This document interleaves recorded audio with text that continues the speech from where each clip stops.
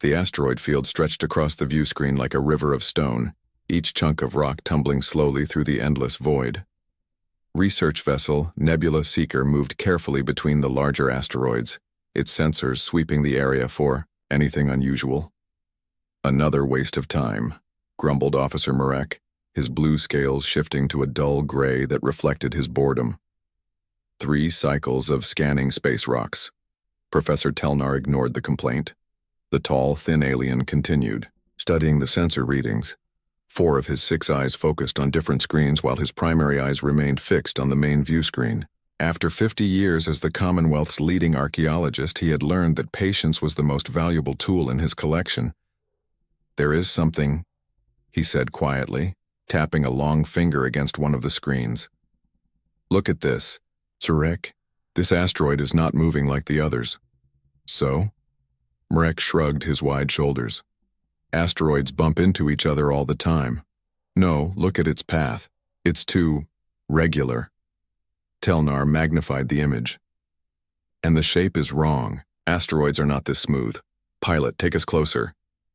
The Nebula Seeker changed course, thrusters firing in short bursts as it approached the strange object. As they drew nearer, the true nature of their discovery became clear. It wasn't an asteroid at all. "By the first suns," whispered Telnar, his voice filled with awe. "It's a ship." Floating silently among the asteroids was a vessel unlike any in the Commonwealth database.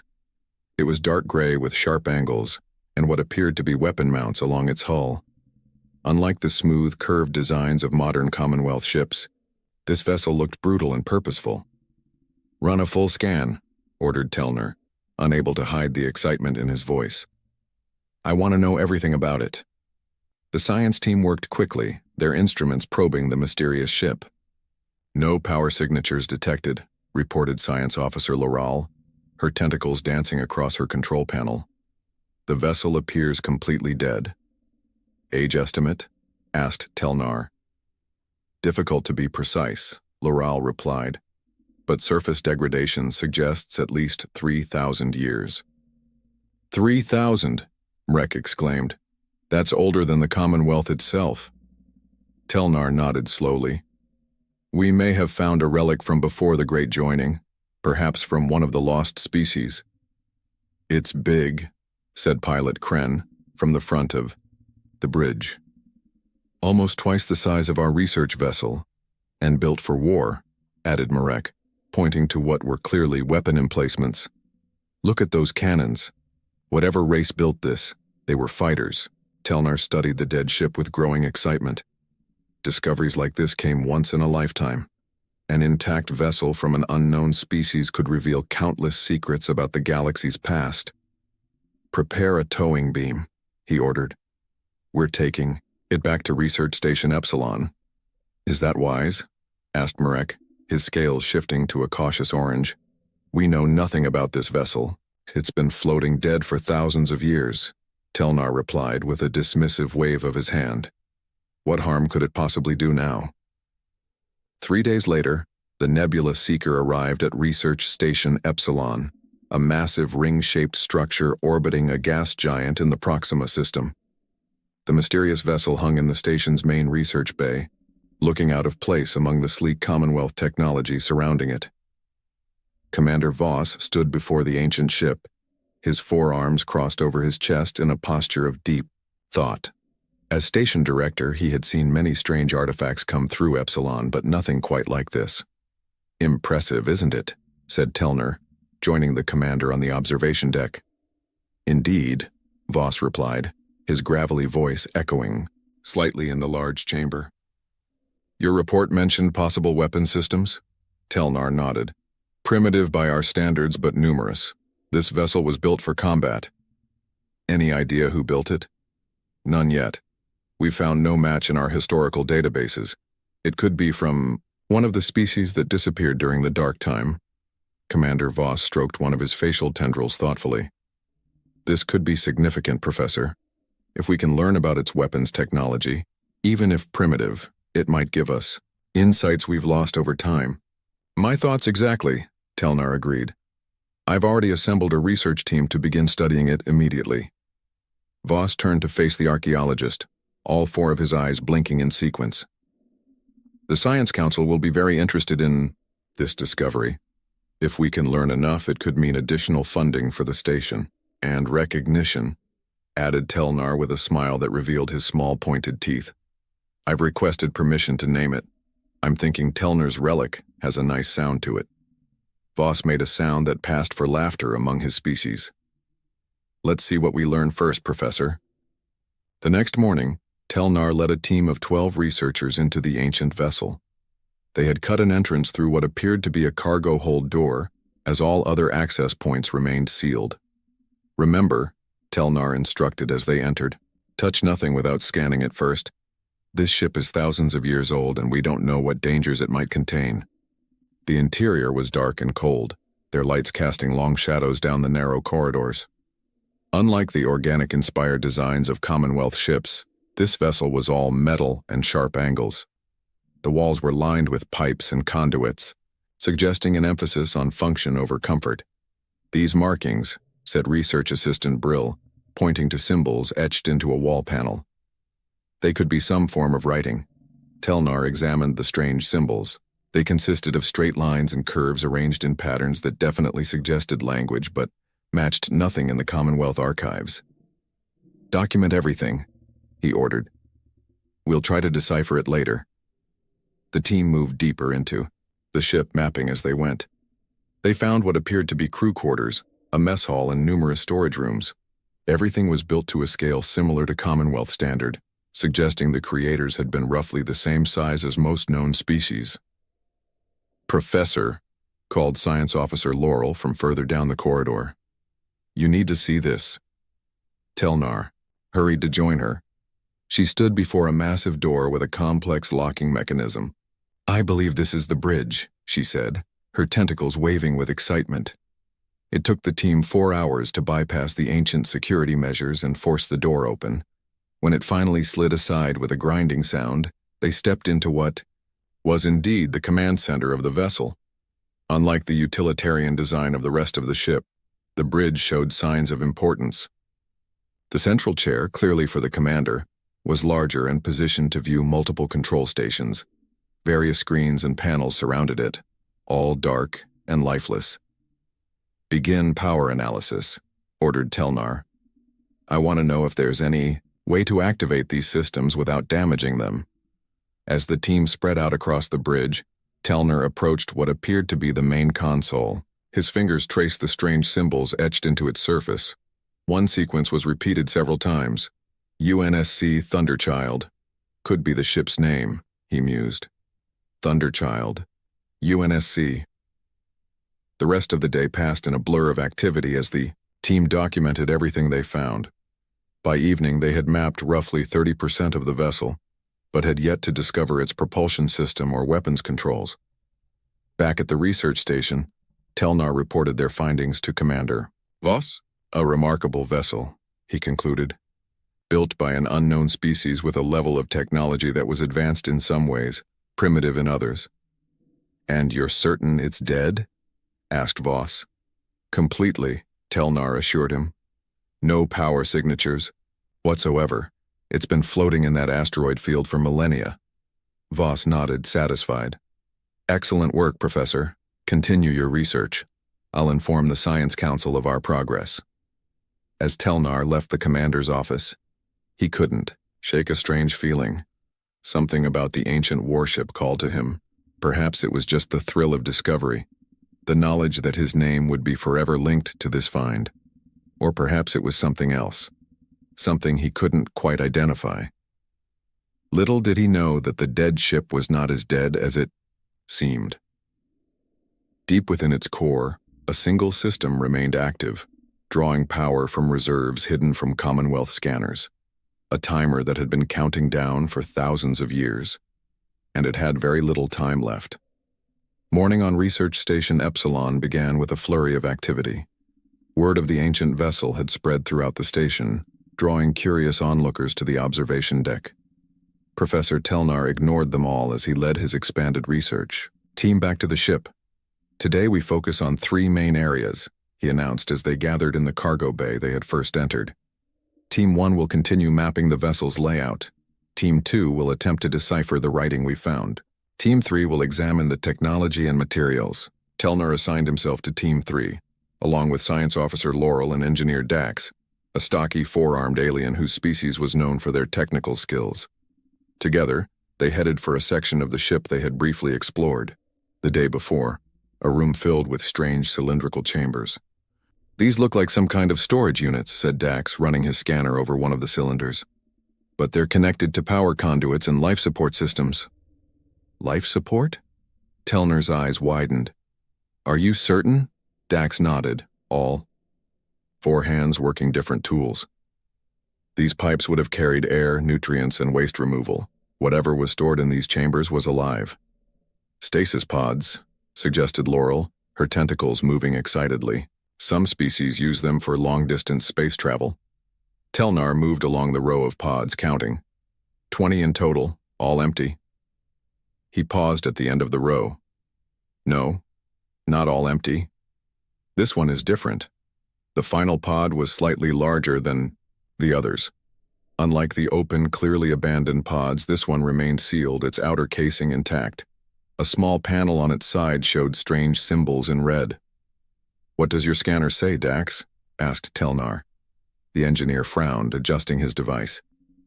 "It's difficult to get clear readings. The pod's walls contain some kind of shielding material." "Can we open it?" Laurel inquired, moving closer.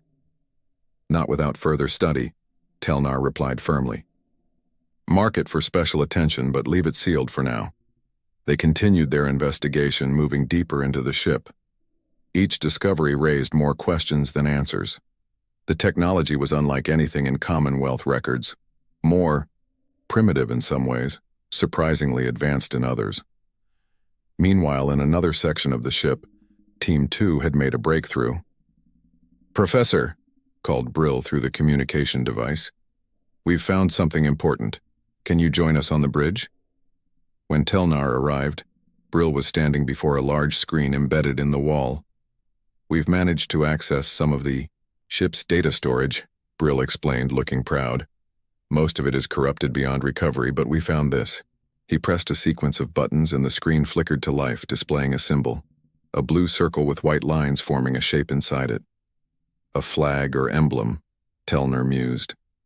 "Belonging to the species that built this ship, presumably."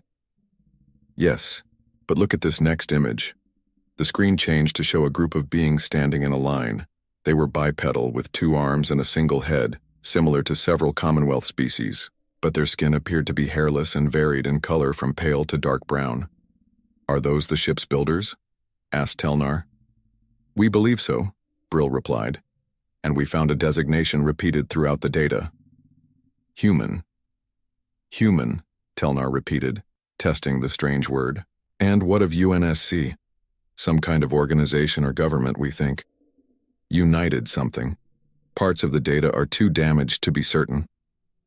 Telnar studied the image of the humans with growing excitement. An entirely unknown species. His discovery was becoming more significant by the hour. "Have you found anything about their homeworld?" he asked. Brill shook his head. "Nothing specific, but there are references to a place called Earth. It could be their planet of origin." "Keep working," Telnar instructed. "I want to know everything about these humans." Commander Voss received Telnar's daily report with increasing interest. "So this ship belonged to a species called humans, who are not listed in any Commonwealth records," he summarized. "Exactly," confirmed Telnar. "They appear to have been a spacefaring civilization at least 3,000 years ago, but we have no record of contact with them." Voss leaned back in his chair, thinking. Could they have existed before the Commonwealth formed? Possibly, Telnar agreed. Or they might have inhabited a region of space we never explored. The galaxy is vast, Commander. And you say their technology was unusual? Telnar nodded enthusiastically. Their computer systems are primitive compared to ours, yet their weapons technology appears remarkably advanced for their era. The ship is built almost entirely for combat. Warlike, then, Voss mused. It would seem so. We found no evidence of scientific equipment or diplomatic facilities.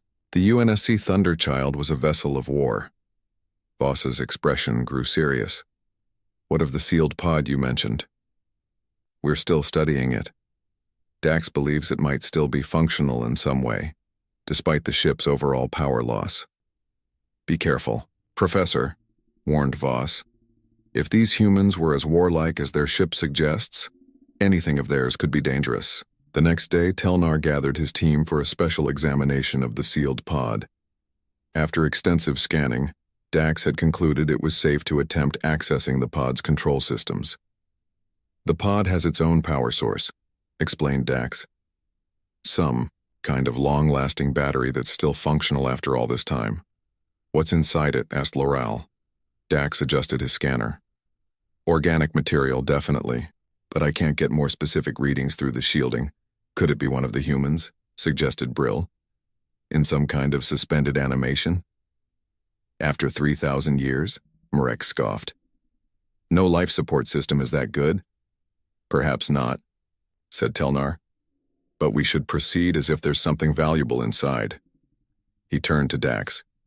Can you open it safely? The engineer studied the pod's control panel. I believe so.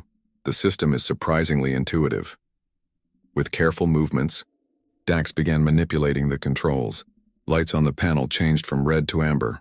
It's starting some kind of sequence, he reported. Possibly a safety check before opening. Everyone stepped back as the pod hummed to life. Frost that had formed on its surface began to melt, and indicator lights blinked in patterns along its length. Life signs, exclaimed Loral, staring at her scanner. I'm detecting life signs inside. Impossible, muttered Marek, but his scales had shifted to a pale yellow of fear. With a hiss of escaping gas, the pod's top section began to lift. The team watched in silence as it slowly opened to reveal its contents. Inside, lying perfectly, preserved in some kind of clear gel, was a being that matched the images they had found. A human. Its chest rose and fell in slow, shallow breaths. It's alive, whispered Telnar, unable to believe what he was seeing. After 3,000 years, it's still alive. The human's eyes remained closed, but as they watched, its fingers twitched slightly. It's waking up, said Dax, backing away from the pod. Telnar moved closer, fascination overcoming caution. This was no longer just an archaeological discovery. It was first contact with a species thought lost to time. As the team watched in stunned silence, the human's eyes snapped open. They were blue, startlingly bright against its pale skin. For a moment, those eyes stared blankly at the ceiling, then focused sharply on the alien surrounding the pod. The human's expression changed from confusion to alert wariness in an instant. Telnar raised his hands in what he hoped was a universal gesture of peace. Welcome back, he said, though he knew the human couldn't understand him. You've been asleep for a very long time. The human pushed himself up to a sitting position, movement slow but deliberate. His eyes never left the aliens surrounding him, scanning each one as if assessing threats. He wore a tight-fitting black suit that covered most of his body, with strange symbols on the shoulder that matched those found throughout the ship. Recording active, whispered Loral, her tentacles operating a small device. This is historic. The human spoke, his voice rough from disuse. The sounds were unlike any language the research team had heard before, sharp and clipped. Professor Telnar activated his universal translator, hoping it might find patterns in the human's speech. The device hummed, struggling to process the unfamiliar language. Let me try, said Brill, stepping forward with his own translator. Mine has more processing capacity. The human watched them with intense focus, saying nothing more. His hand moved slowly to his side, where something that might have been a weapon would have been, but found nothing. Telnar noticed the gesture. Non-threatening postures, everyone, he instructed his team. He's clearly military trained and disoriented. After several tense minutes, Brill's translator produced a series of sounds. The human's head snapped toward the device, his expression changing to one of surprise. Partial communication established, Brill announced excitedly. The translator has identified basic patterns in his language. The human spoke again, this time more slowly, seemingly understanding they were trying to communicate. Brill's translator crackled. Where am I? Who? You? Progress, Telnar exclaimed. Tell him we are researchers from the Galactic Commonwealth. We found his ship and brought it to our research station. Brill relayed the message through his translator. The human listened, then frowned. Commonwealth? No. Record of such organization. The translation was choppy but understandable. How long? Sleep? When Brill's translator conveyed the answer, approximately 3,000 years, the human's face went blank with shock. He sat motionless for several moments, processing this information. Impossible, came the eventual translation. Emergency, protocols. Maximum 1,000 years. An hour later, the human sat in a makeshift interview room adjacent to the ship. Commander Voss had ordered the entire area secured, with guards posted at all entrances. The human, who had identified himself as Captain Jack Foster of the United Nations Space Command, seemed to accept the situation with remarkable calm for someone who had just learned that he had slept through millennia. The translation system improved rapidly as it processed more of the human's speech. Captain Foster, for his part, proved to be an intelligent and adaptable individual, quickly learning to speak in ways the translator could better understand. You say your species is called human? Asked Telnar, recording every word. From a planet called Earth? Foster nodded, a gesture they had learned meant affirmation. Earth was our home world. We had colonies on several other planets in our solar system, and a few beyond. Yet we have no records of your kind in our historical archives, said Commander Voss, who had joined the interview.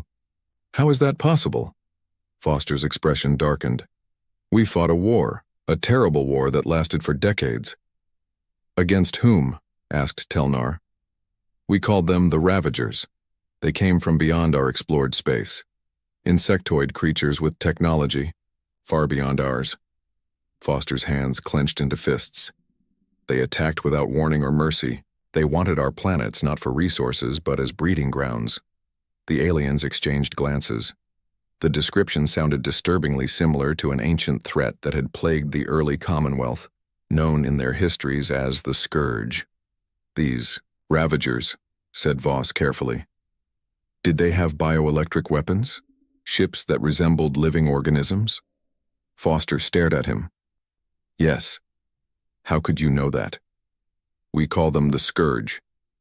They attacked the early Commonwealth over 2,000 years ago. We barely survived. The human's eyes widened. Then they survived too. We thought we destroyed them. Telnar leaned forward. What do you mean? Operation Last Light, Foster explained. When we realized we couldn't win conventionally, we developed a superweapon, a network of devices that generated a wave of energy destructive only to Ravager biology. We deployed it as they were overrunning our last strongholds. And it worked? Asked Voss. We thought so. But I was part of Project Sleeper. Insurance in case we were wrong. The best warships in the fleet, each with a small crew in stasis, hidden throughout the galaxy. If the Ravagers returned, we would wake up and continue the fight. But you woke alone, Telnar observed. Where is your crew? Foster's expression grew grim. The Thunderchild was damaged in our final battle. The other stasis pods failed. I was in the captain's pod. It had additional safeguards. A heavy silence fell over the room as the implications sank in. Foster was possibly the last of his species, awakened in a future where everything he knew was gone. Captain Foster, said Commander Voss after a moment, I understand this must be overwhelming, but I need to ask. Your ship, is it still functional? Foster straightened, his demeanor shifting back to that of a soldier. The Thunderchild was designed to survive extended periods of dormancy. If its main reactor is intact, it could be reactivated. We detected no power signatures, said Telnar. You wouldn't, Foster replied. Silent running protocols.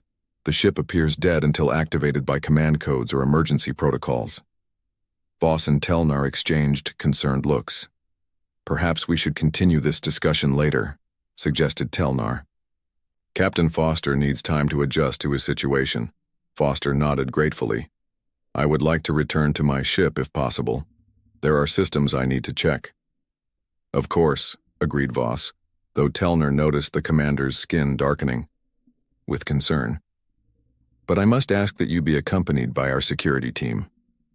I understand, said Foster. In your position, I would do the same. Later, alone in quarters provided for him adjacent to the research lab, Captain Foster stood staring out a viewport at his ship. The Thunderchild looked small and vulnerable in the massive research bay, surrounded by alien technology. His mind reeled with everything he had learned. 3,000 years, the Commonwealth, the survival of the Ravagers now called the Scourge. It was too much to process at once. His training took over, focusing his thoughts. First priority, determine the status of the Thunderchild. Second, assess the current political situation. Third, decide on a course of action based on his original mission parameters. Foster touched the small neural implant behind his ear. Standard issue for UNSC captains. It had been dormant during his long sleep but had reactivated when he awoke. Through it he could sense the Thunderchild, distant but present in his awareness. The ship was not dead. It was waiting. A soft chime indicated someone at his door. Foster composed himself and called for them to enter. Telnar stepped inside, his long limbs moving gracefully despite his obvious excitement. Captain Foster, I hope I'm not disturbing you. Not at all, Professor. I wanted to inform you that we've received some concerning news. Telnar seemed hesitant. Long-range sensors have detected a fleet entering this system. Their configuration matches historical records of the Scourge. Foster felt a chill run down his spine. How long until they arrive? Less than a day. Commander Voss is preparing evacuation protocols for the station. Foster turned back to the viewport, looking at his ship with new purpose. Professor, I need to return to the Thunderchild immediately. Why? Asked Telnar, though his expression suggested he already knew the answer. Because that's not an artifact sitting in your research bay, Foster said quietly. It's a warship, and right now, it might be your only hope. Alarms blared throughout Research Station Epsilon. The once orderly corridors were now filled with Commonwealth citizens rushing to evacuation ships. Commander Voss stood on the command deck, watching as the approaching Scourge fleet appeared on the long-range scanners. 7 warships, reported the tactical officer, his voice tight with fear. Largest is destroyer class. Estimated arrival, 4 hours. Continue evacuation procedures, ordered Voss. Priority to civilians and essential research data. What about the human ship? Asked his second-in-command. Voss's facial tendrils twitched with indecision. We can't tow it. There's no time. The door to the command deck slid open, and Professor Telnar rushed in with Captain Foster close behind. The human moved with purpose, his earlier disorientation gone. Commander, Foster said without preamble, I need access to my ship immediately. We're in the middle of an evacuation, Captain, Voss replied. The Scourge fleet will be here in hours. I know. That's why I need the Thunderchild operational. Voss stared at the human. You can't be serious. That ship is 3,000 years old. Even if you could somehow power it up, what do you think one small vessel could do against 7 Scourge warships? Foster's blue eyes hardened. The Thunderchild was specifically designed to fight the Ravagers, your Scourge. It's equipped with weapons that can penetrate their defenses. A murmur ran through the command deck. Hope mixed with disbelief. How can we trust you? Asked Voss. We know nothing about you or your species. Foster stepped forward, facing the commander directly. You don't have to trust me, but ask yourself this. What other option do you have? Your evacuation ships are civilian vessels. They'll be easy targets for the Scourge. Telnar moved to stand beside the human. Commander, I believe we should let him try. Everything I've learned about Captain Foster's species suggests they were formidable warriors. Voss's skin darkened as he considered his options. Finally, he nodded. Very well, but I'm sending a security team with you. Fine, Foster agreed, but we need to move now. Reactivating the Thunderchild will take time. 30 minutes later, Foster stood on the bridge of his ship, surrounded by Commonwealth security officers and Telnar's research team. The once dark bridge now glowed with emergency lighting, powered by portable generators they had brought aboard. The main reactor is in shutdown mode, Foster explained as he worked at the captain's console. I need to initiate the restart sequence. Will that provide enough power to operate the ship's systems? Asked Telnar. Foster nodded. The Thunderchild uses a fusion reactor. Once started, it can run for decades without refueling. Impossible, muttered one of the security officers. No fusion reactor is that efficient. Foster didn't bother arguing. Instead, he placed his hand on a small panel near the command chair. A blue light scanned his palm. Genetic authentication required, announced a mechanical voice speaking in the human language but translated by Brill's device. Captain Jack Foster, UNSC service number 47291 JF8112, Foster stated clearly. Emergency activation protocol Alpha 9. For a moment, nothing happened. Then, with a low hum, the bridge console lit up. Screens flickered to life, displaying information in human language. Authentication accepted, said the ship's computer. Emergency protocol Alpha 9 initiated. Beginning system diagnostics. The aliens watched in amazement as the ancient warship slowly awakened. Lights came on throughout the bridge, and a deep vibration could be felt through the deck plates. Reactor startup sequence in progress, reported the computer. Estimated time to completion 1 hour. We might not have an hour, said Foster grimly. Computer, display current status of all weapon systems. A new screen appeared showing diagrams of various weapons mounted on the ship's hull. Most were marked with red indicators. Not good, Foster muttered. The main railgun is offline. Missile tubes 1 through 4 are damaged. He studied the display. But the AMAT cannons are operational, and we still have the Harbinger system. What is an AMAT cannon? Asked Telnar. Antimatter arc technology, Foster explained. Weaponized. Antimatter in a controlled stream. Extremely effective against Ravager shields. The aliens exchanged worried glances. Such technology was beyond even the current Commonwealth capabilities. And this Harbinger system? Asked Voss, who had joined them on the bridge. Foster's expression became grim. Last resort weapon. Let's hope we don't need it. As the Thunderchild systems came online one by one, the situation outside worsened. The Scourge fleet had accelerated, cutting their arrival time to just 2 hours. Half the station's population had been evacuated, but thousands remained. We need more time, Voss said, watching the tactical display on the Thunderchild's bridge. The alien commander had decided to stay aboard, coordinating the evacuation from there. We might have a way to slow them down, Foster suggested. If we can get the Thunderchild's engines online, we could move to intercept, force them to deal with us before they reach the station. That's suicide, Telnar protested. Foster smiled grimly. Not necessarily. The Thunderchild was built to fight multiple Ravager ships simultaneously, and we have surprise on our side. They won't be expecting to face human weapons. Reactor at 60% capacity, announced the ship's computer. Primary engines available. Foster took the command chair, his hands moving confidently over the controls. Professor Telnar, I'll need someone who understands your current technology to help coordinate with the station. Would you stay aboard? Telnar hesitated, then nodded. I will stay. Commander Voss, you should return to the station. Complete the evacuation. Voss stood straighter. No. If you're willing to risk your life for my people, I will stand with you.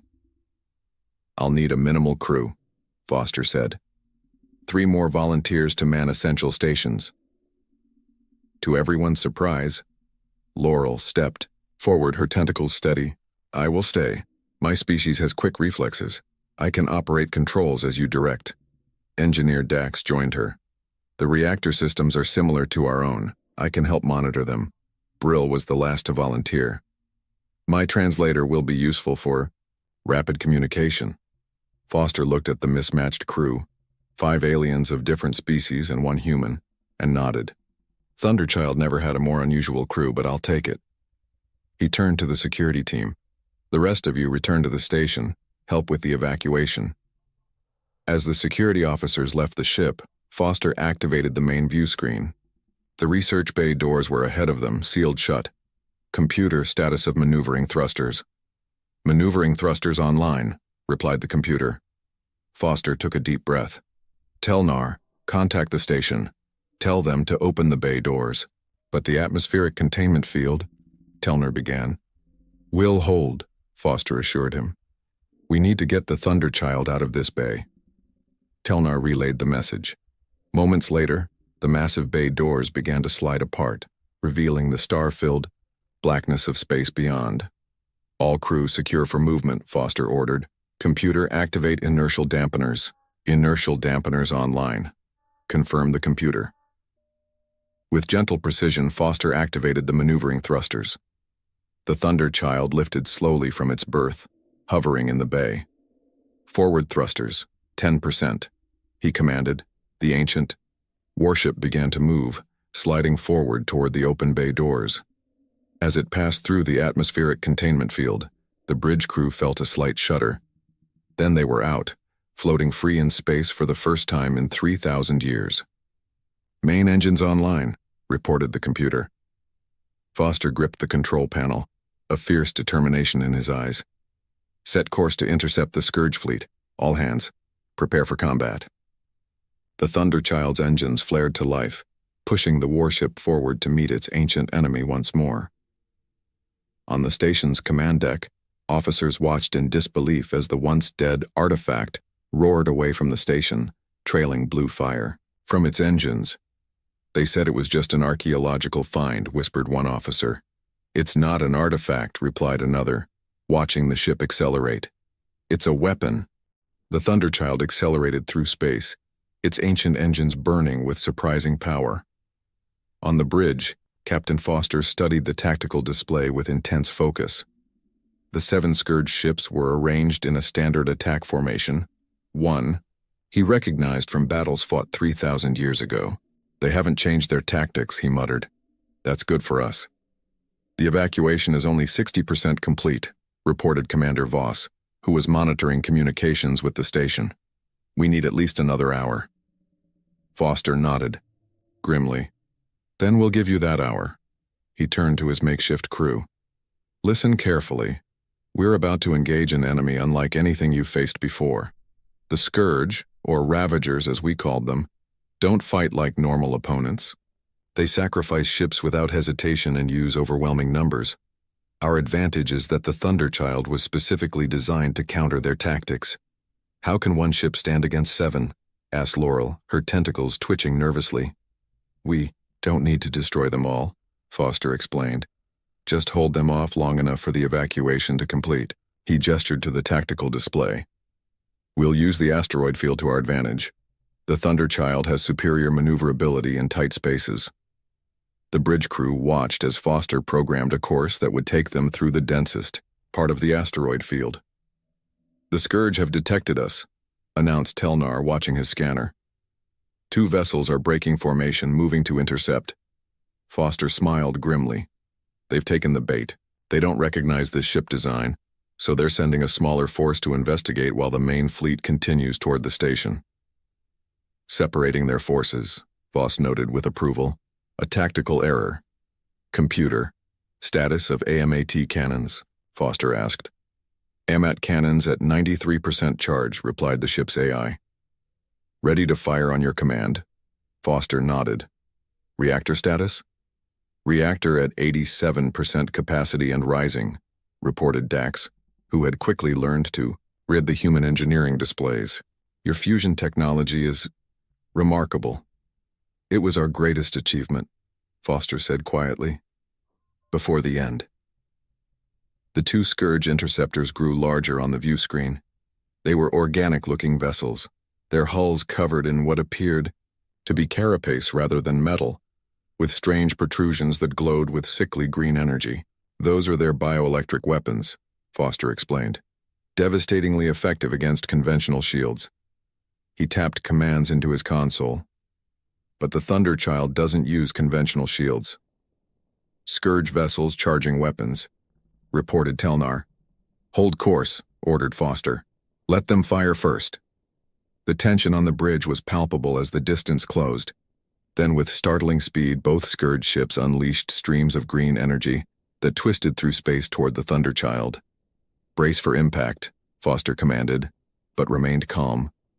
The enemy weapons struck the Thunderchild and flowed around it, dissipating harmlessly into space. How? Gasped Voss. Quantum deflection field, Foster explained with a smile. Developed specifically for Ravager weapons. Now, let's show them what we can do.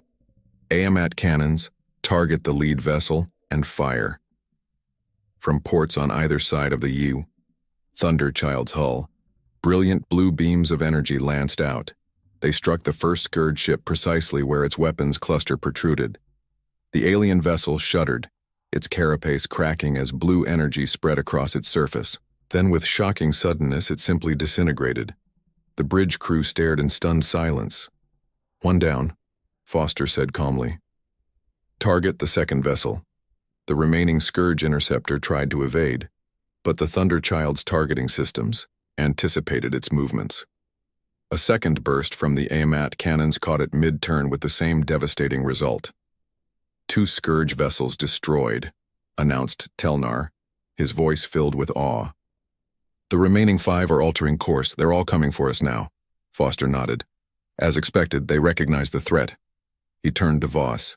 Commander, tell your station to accelerate evacuation. The Scourge will be focused on us for a while. But I can't guarantee how long we can keep their attention. What's our next move? Asked Dax. We head deeper into the asteroid field, Foster replied, adjusting their course.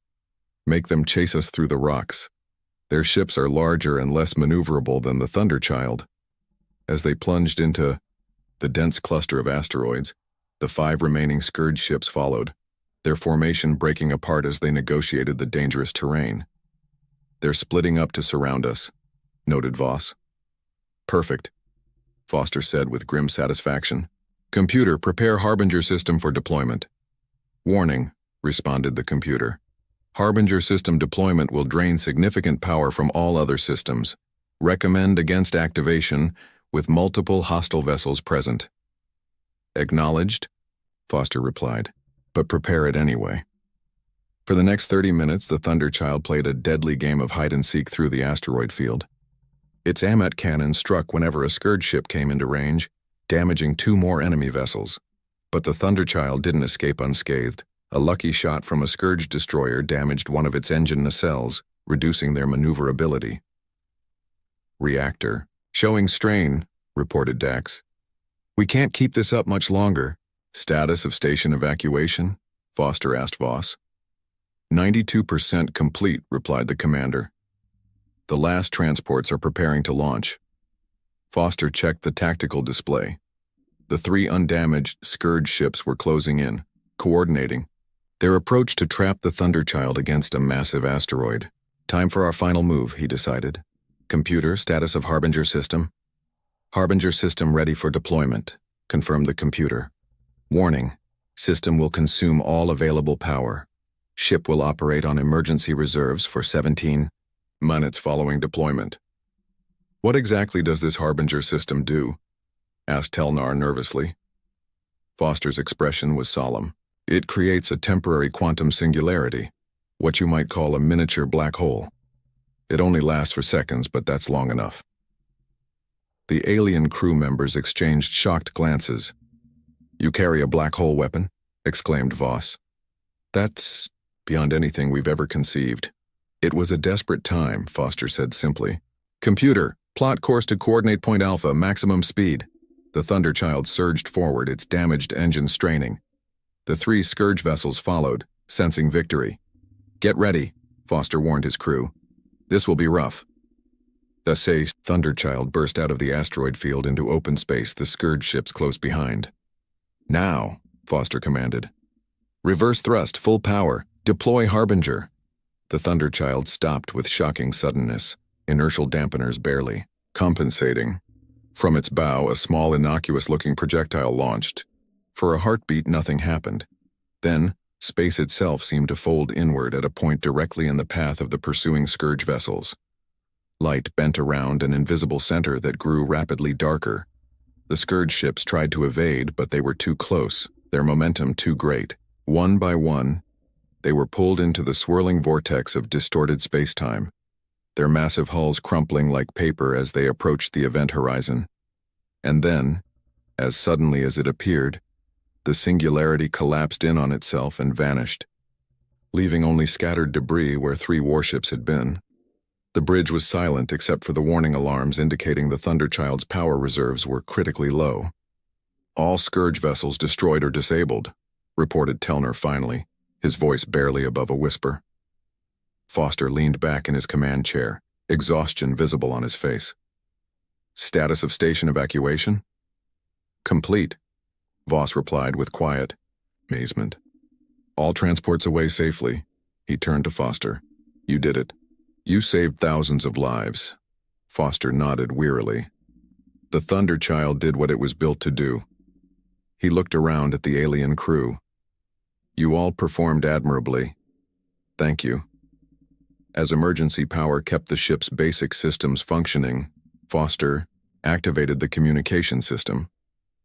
This is Captain Foster of the UNSC Thunderchild to all Commonwealth vessels. The Scourge threat has been neutralized. Repeat, the threat has been neutralized. Cheers erupted from the speakers as the news spread among the evacuation fleet. What now, Captain? Asked Telnar. Foster looked out at the stars that had shifted position during his long sleep. Now, he said, we find out if any other sleeper ships survived.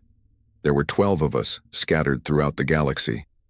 He touched a control panel, activating a special transmitter. This will send a wake-up call to any Thunderchild sister ships still out there. And if there are none? Asked Voss. Foster's expression was determined.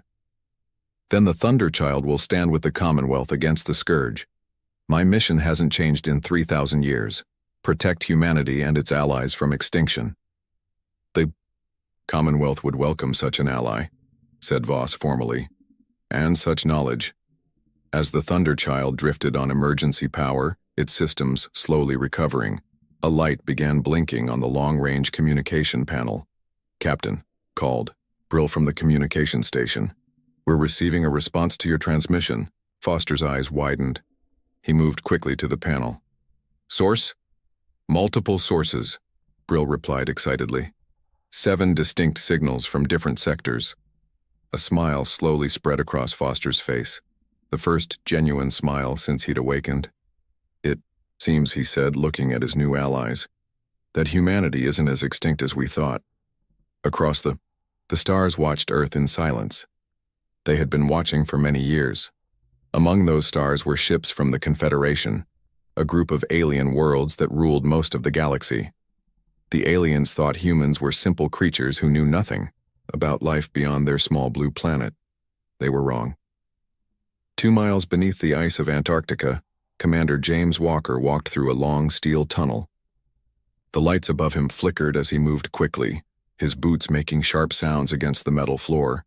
He was late for an important meeting. Commander on deck, shouted Lieutenant Tom Davis as Walker entered the control room. 20 officers jumped to their feet, standing straight and tall. At ease, Walker said, moving to the large round table in the center of the room. What's the status of our visitors? Major Annabelle touched a screen on the wall.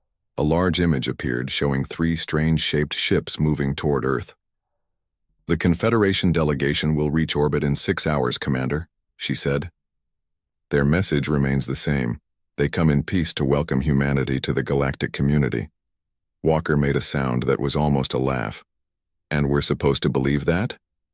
Intelligence suggests they expect no resistance, said Davis, pulling up more images. Their scans of Earth show only our public space stations and commercial satellites. They've missed everything important. Walker nodded, his face serious. Good. Let's keep it that way. He turned to the others around the table. The President will meet their delegation as planned. Our orders are to remain hidden unless attacked. The meeting continued with reports about the Confederation ships, their weapons, and what Earth knew about the aliens. Walker listened carefully, asking questions when needed. After 30 minutes, he stood up.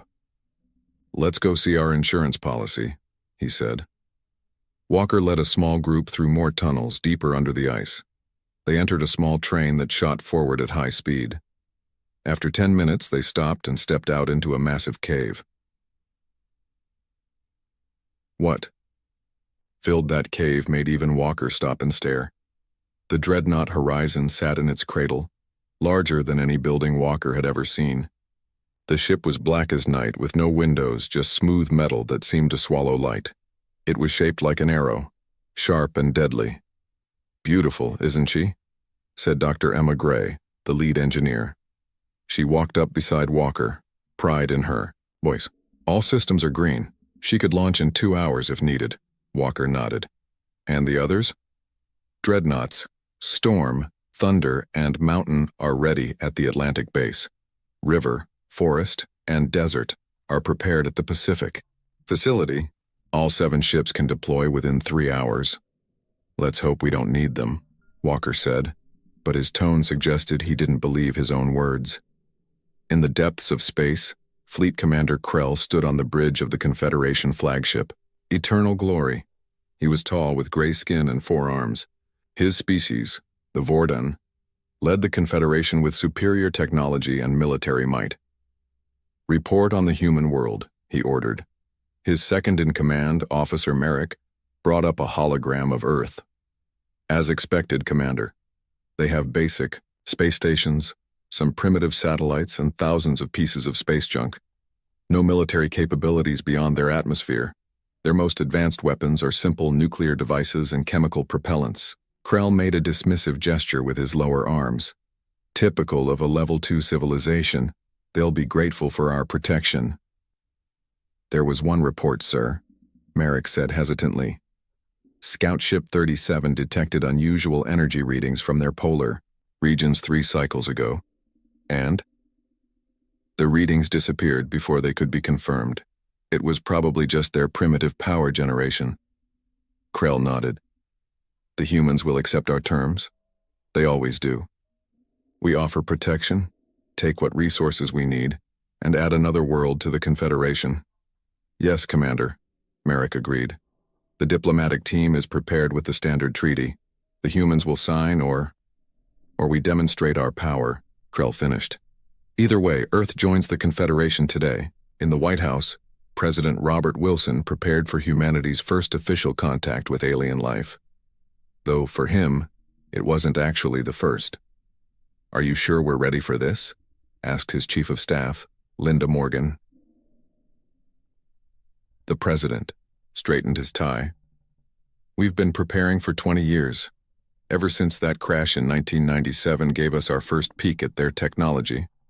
The public doesn't know about any of this, Linda reminded him. For them, this is first contact.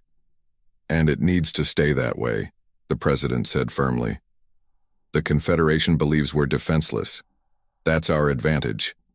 His secure phone beeped. He answered it immediately. Mr. President, this is Commander Walker. The Confederation ships have entered Earth orbit. Our systems remain undetected. Good.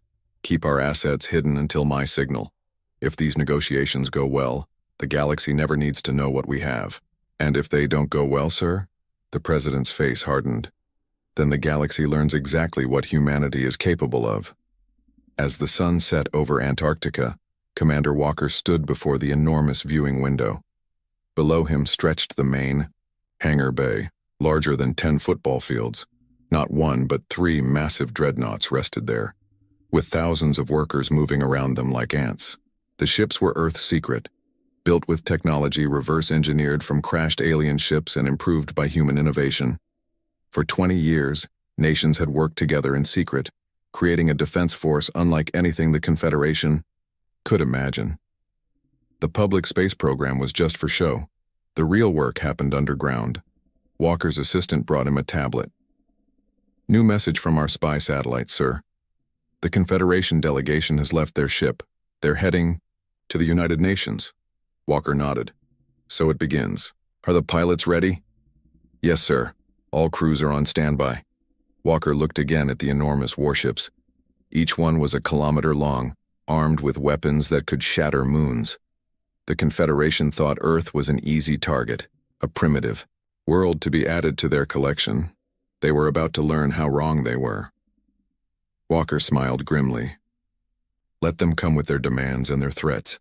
Let them think we're weak. He touched the glass, his fingers tracing the outline of the nearest dreadnought. The galaxy thinks Earth is defenseless, he whispered. They have no idea what's waiting for them. The United Nations building in New York had never seen a day like this. World leaders from every country sat in the Grand Hall, waiting. Armed guards stood at every door. Outside, millions of people watched on screens set up in streets and parks around the world. Today, aliens would walk among humans for the first time in public. President Wilson sat at the center table, his face calm but his hands tight in his lap.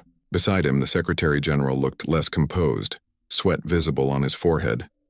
They're here, someone whispered. The main doors opened. 3 aliens entered, escorted by UN security.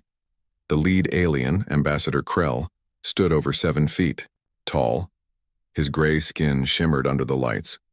Behind him came 2 others of different species, one with blue scales and another covered in short brown fur. A hush fell over the room. This was history happening. People of Earth.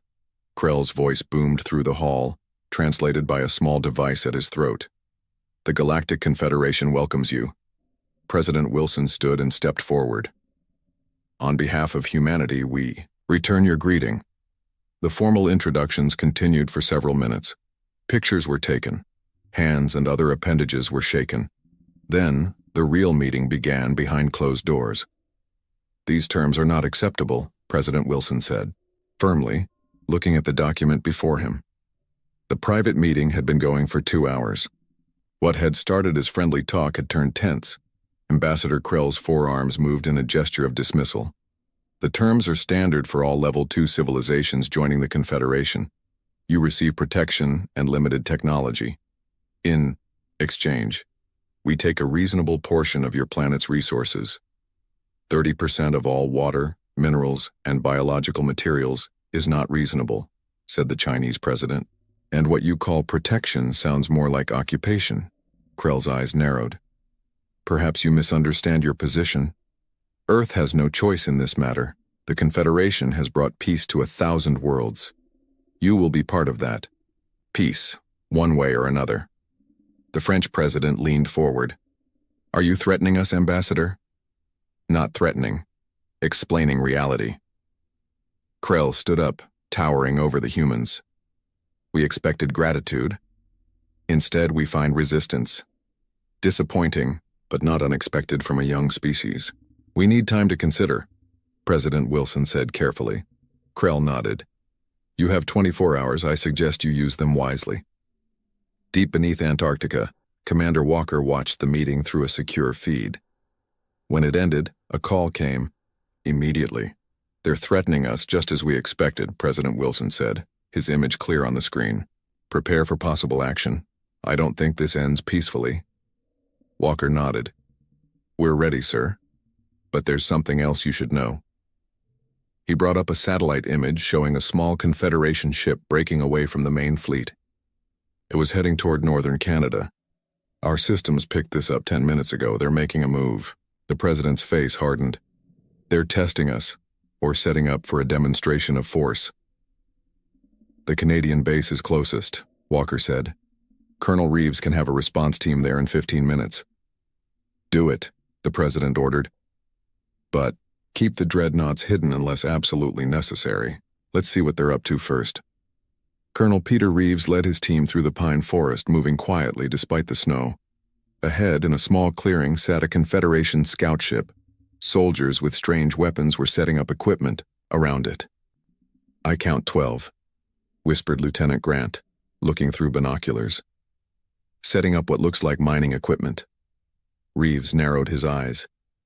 "They're not waiting for permission. They're taking what they want." He raised his radio. "Command, this is Reaper Team. Confederation forces are establishing what appears to be a mining operation. Request instructions." Commander Walker's voice came back immediately. "Observe only. Do not engage unless they move toward the base." Just then, one of the alien soldiers pointed toward the nearby hills, directly at the hidden human military facility that housed one of Earth's smaller defense ships. "They know about the base," Reeves reported urgently. "They're moving toward it now." There was a pause. Then Walker's voice, tense but controlled. "Understood. You are authorized to defend the facility. The President has been notified." Reeves looked at his team, 20 of Earth's best soldiers, armed with weapons reverse-engineered from alien technology. "We go in fast and hard. Remember your training." In New York, the emergency meeting of world leaders was interrupted when an aide rushed in and whispered to President Wilson. The President stood up. "Ambassador Krell, one of your ships has landed in Canada and is attempting to seize a military installation. Explain yourself." Krell looked surprised, then smiled slowly. "A standard resource survey. Nothing to concern yourself with." "Remove your forces immediately," the President demanded. "Or what?" Krell asked, his voice mocking. "Your primitive weapons cannot harm Confederation technology. This resistance is pointless." The President touched a small device in his pocket. "We'll see about that." Colonel Reeves watched in horror as alien weapons cut down 3 of his soldiers. Their advanced armor, designed to stop Confederation weapons, had failed against whatever new technology the aliens were using. "Fall back," he ordered. "Defensive positions." The aliens advanced confidently, firing those strange weapons that left black burns wherever they hit. Reeves's radio crackled. "Colonel, this is Commander Walker. Help is coming. Hold position." "Sir, we're outgunned. They have—" A massive shadow passed overhead, blocking the sun. Reeves looked up and felt his breath catch. Descending from the clouds came a ship unlike anything the public had ever seen. The Thunderchild, smallest of Earth's dreadnoughts but still larger than any human aircraft. Its black hull absorbed the sunlight as it positioned itself directly over the alien scout ship. The Confederation soldiers stopped firing, staring upward in obvious shock. A voice boomed from the dreadnought, speaking in the Confederation language. Then in English. "This is Captain Maria Green of the Earth Defense Force. You are trespassing on sovereign territory. Surrender or be destroyed." The alien soldiers looked at each other. Then, as one, they raised their weapons toward the enormous ship above them. It was the last mistake they would make. A beam of intense blue light shot from the dreadnought. When it faded, nothing remained of the alien ship or the equipment around it. Just a perfect circle of glass where the ground had been melted. The aliens themselves stood unharmed, their weapons now useless in their hands. "Surrender, Captain," Green's voice repeated. This was a warning shot. One by one, the Confederation soldiers dropped their weapons. In the UN meeting room, Ambassador Krell's communicator beeped. He checked it, and his gray skin seemed to pale further. "Impossible," he whispered. President Wilson smiled. "Not impossible, Ambassador. Just secret. Until now." He turned the screen on the wall to show a live feed from Canada. The image of Earth's dreadnought hovering over the surrendered alien forces was clear for all to see. "Now," the President said calmly, "I believe we should discuss those terms again." The Confederation ships broke orbit suddenly, retreating to the edge of the solar system. On Earth, celebrations erupted across every city and town. Humanity had stood up to alien invaders and won the first round. But Commander James Walker wasn't celebrating. In the command center beneath Antarctica, he studied the long-range scans with a grim expression. "They're regrouping, not retreating," he said to the officers around him. "And they're calling for reinforcements." Major Annabelle nodded. "Our deep space probes show at least 30 ships moving toward our system. Much bigger than the diplomatic fleet. How long do we have? Walker asked. 5 days, maybe 6, Bell replied. They're pushing their engines hard. The door to the command center slid open. President Wilson walked in, followed by several aides. Everyone stood at attention. At ease, the president said, looking tired. Commander Walker, the world now knows about our secret defense program. It's time you took formal command. Walker looked surprised. Sir? The president handed him a small box. Inside was a new insignia, 4 stars gleaming against black metal. Congratulations, Admiral Walker. You now command Earth's United Defense Fleet. Walker accepted the promotion with a nod. Thank you, sir, but we have a bigger problem now. He showed the president the scans of the approaching Confederation Armada. We always knew this might happen, the president said quietly. How ready are we? The 7 dreadnoughts are fully operational. We have 20 smaller cruisers and about 50 fighter squadrons. But sir, Walker hesitated. Their fleet is much larger. Then we better have a secret weapon, the president replied. In a laboratory deep under the Rocky Mountains, Marcus Reed hunched over complex equipment. At 55, with wild gray hair and permanent shadows under his eyes, he looked like the definition of a mad scientist, but he was actually Earth's greatest genius. The door opened, and Admiral Walker entered with the president. Gentlemen, Reed said without looking up, come to check on humanity's last hope? How's it coming, Marcus? The president asked. Reed finally turned. The shield system is nearly ready. If the Confederation gets past our ships, we can protect major population centers, for a while at least. And the other project? Walker asked. Reed smiled for the first time. That's what I wanted to show you. He led them to a secure vault and placed his hand on a scanner. The massive door slid open to reveal a small, pulsing blue cube floating in a containment field. What are we looking at? Asked the president. The reason the Confederation wants our planet, Reed explained. They think we don't know about Element X. They think we're just sitting on it without understanding what we have. And what do we have? Walker asked, staring at the cube. The most powerful energy source in the known galaxy, Reed said.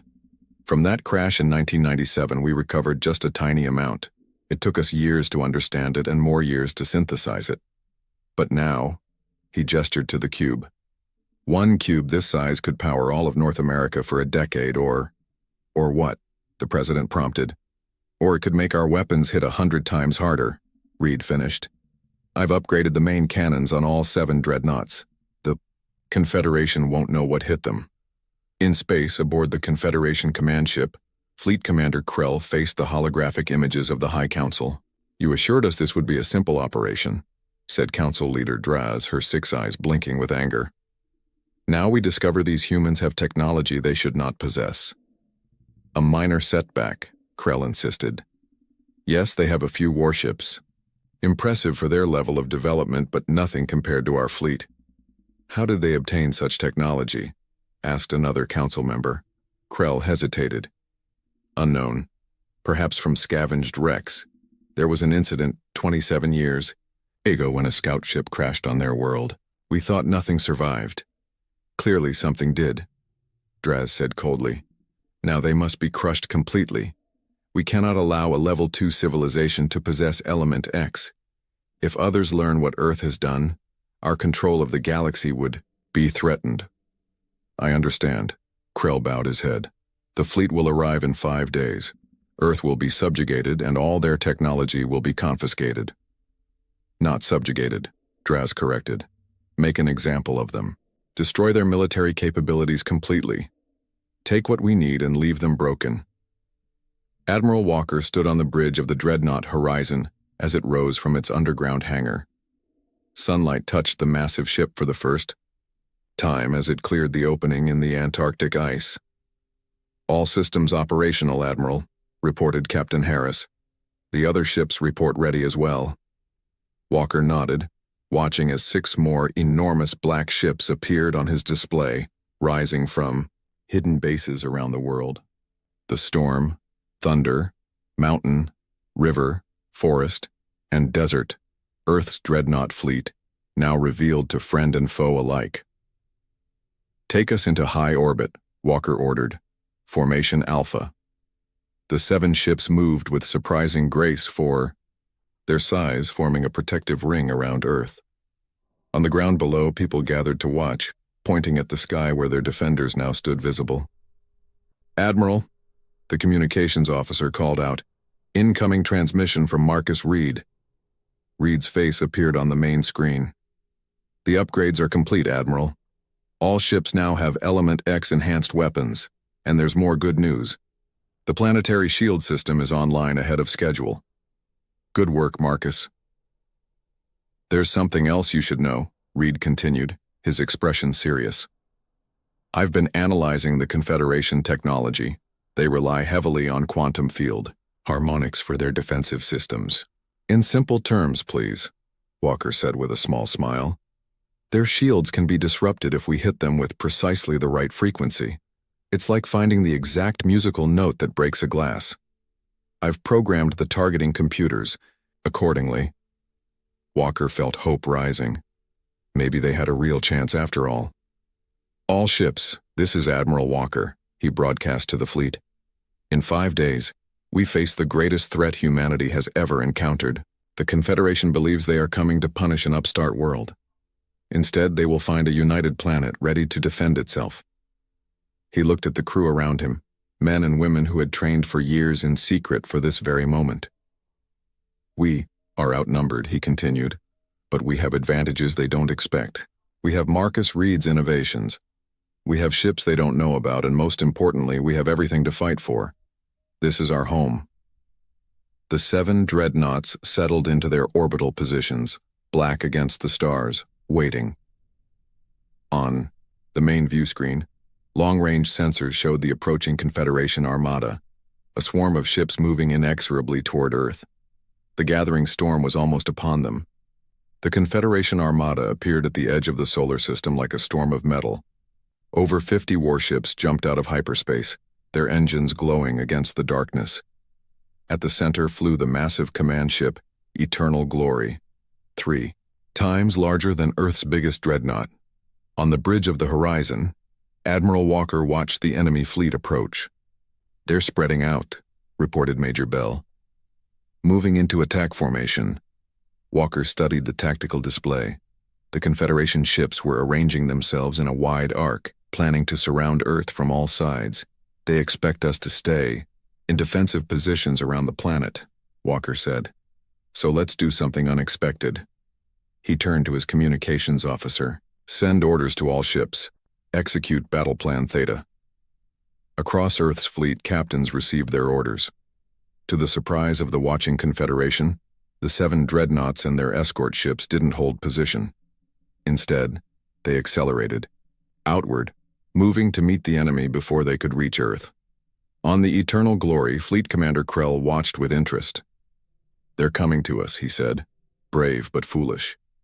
"Sir," his tactical officer reported, "human ships are splitting into 3 groups. They're not maintaining a unified formation."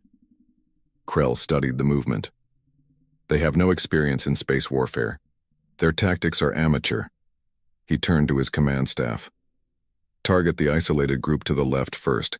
Destroy their lead ship. Let's show them the price of defiance." 20 Confederation warships broke formation, moving to intercept the smallest group of Earth vessels, 2 dreadnoughts and 5 cruisers. "They've taken the bait," Walker said as he watched the enemy ships change course. Exactly as we hoped. The horizon led the main group of 3 dreadnoughts straight toward the center of the Confederation line. To each side, smaller groups of Earth ships drew away portions of the enemy fleet. "All ships, initiate Phase 2, Walker ordered. Just as the first Confederation ships came within firing range of the leftmost Earth group, something unexpected happened. The Earth ships vanished from their sensors. "What's happening?" Krell demanded, looking at the suddenly empty tactical display. "Where are they?" "Unknown, Commander," replied his sensor officer. "They were there and then nothing. It's like they disappeared." "Impossible. Find them." Before they could react, the missing Earth ships reappeared, but now they were behind the Confederation attack group. Reed's cloaking technology works, Walker said with satisfaction as reports came in. Now, while they're confused, all ships, open fire. The dreadnoughts Thunder and Mountain fired their main weapons for the first time in actual combat. Beams of brilliant blue energy, enhanced by Element X, lanced out toward the enemy ships. The first shots caught the Confederation vessels with their rear shields lowered. 3 enemy warships erupted into expanding clouds of debris. The battle quickly spread across the solar system. Earthships used their superior knowledge of the terrain, hiding behind moons and within asteroid fields, striking and then disappearing again. On the horizon, Walker coordinated the attacks. Group 2 moved to Saturn's rings. Group 3 take position behind Mars. The Confederation forces had numbers on their side, but they were fighting in unfamiliar territory against an enemy using tactics they had never seen before. Still, their technological advantage began to tell. 2 Earth cruisers were destroyed, then a third. "The forest is taking heavy damage," reported the communications officer. "Captain Miller requests permission to fall back." Walker nodded grimly. "Granted, have the desert provide covering fire." The battle raged for hours. Earthships darted between planets using their gravity to slingshot into unexpected attack vectors. The Confederation forces, unused to fighting in a dense star system, struggled to adapt. On the Eternal Glory, Krell's patience was wearing thin. "Enough of these games," he growled. "Bring the main fleet into position. We'll target their home planet directly. Let's see how brave they are when their cities are under fire." The Confederation command ship and 20 escorts changed course, pushing directly toward Earth. Their massive weapons began charging. "Admiral!" Major Bell's voice was urgent. "The main enemy fleet is making a run for Earth. Their weapon signatures are spiking. They're preparing a planetary bombardment." Walker's face hardened. "All ships fall back to Earth defense positions, and tell Reed to activate the shield." Marcus Reed stood in the Planetary Defense Control Center beneath Denver. Around him, engineers worked frantically at their stations. "Shield generators at 100%, reported his assistant. "Ready on your command." Reed took a deep breath. This technology had been tested in simulations, but never at full scale. If it failed, Earth would be defenseless against the Confederation's heaviest weapons. "Activate the shield," he ordered. Across the planet, hidden generators powered up. A faint blue shimmer began to spread from each location, growing until they connected. Soon the entire Earth was covered by a transparent dome of energy, barely visible except where the sun's light caught it at certain angles. Reed watched the readings anxiously. "Hold," he whispered.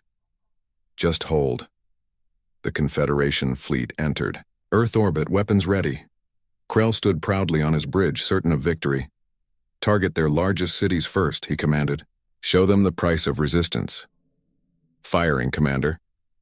The Eternal Glory discharged its main weapon, a beam of energy designed to crack open planetary crusts. It struck Earth's shield with blinding intensity. For a moment, the shield wavered, its blue surface rippling like water. Then it stabilized, absorbing the massive energy assault. "Impossible!" Krell shouted. "Fire again!" But before they could, Earth's dreadnoughts arrived.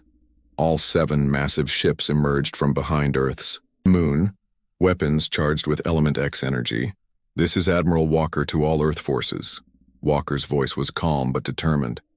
"Target the enemy flagship. Fire at will." 7 blue beams converged on the Eternal Glory. Its shields, the most powerful in the Confederation fleet, held for 3 seconds before collapsing completely.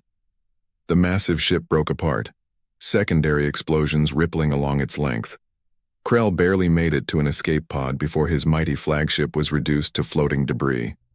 The remaining Confederation ships, seeing their command vessel destroyed, began to retreat. Earth fighters pursued, disabling engines and weapons systems. Hours later, Walker stood on the bridge of the horizon, surveying the aftermath. The space around Earth was littered with debris from both fleets.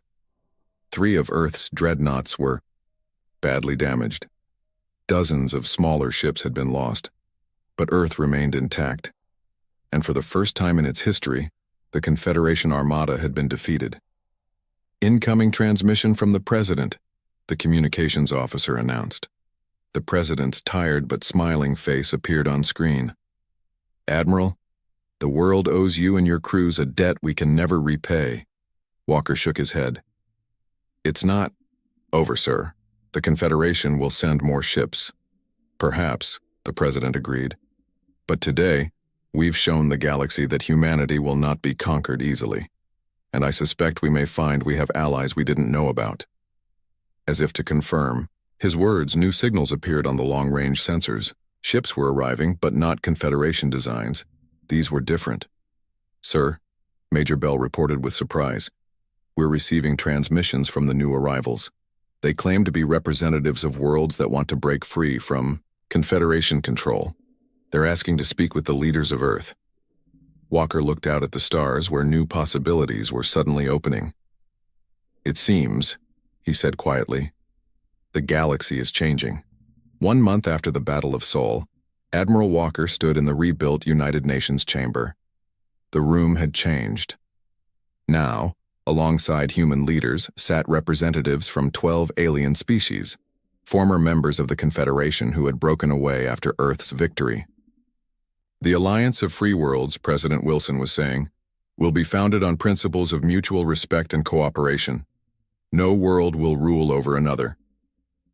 Walker watched the faces of the alien delegates. Some nodded in agreement. Others looked uncertain. Change never came easily, especially for species who had lived under Confederation rule for centuries. A tall, blue-skinned alien named Trell stood up. His people, the Akarans, had been among the first to reach out to Earth after the battle.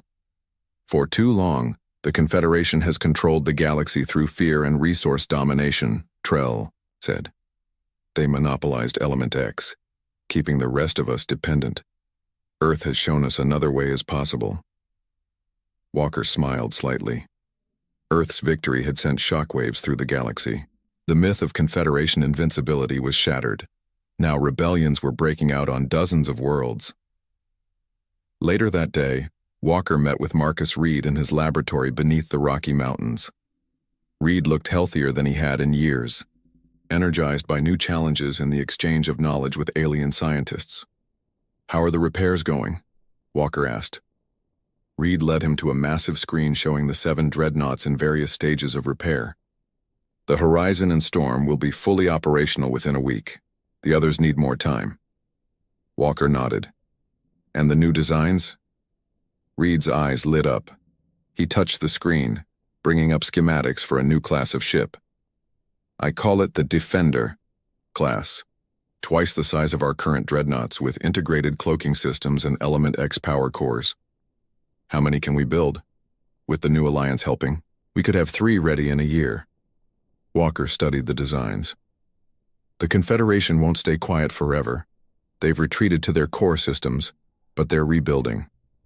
Let them come, Reed said confidently. Next time, we'll be even, more ready.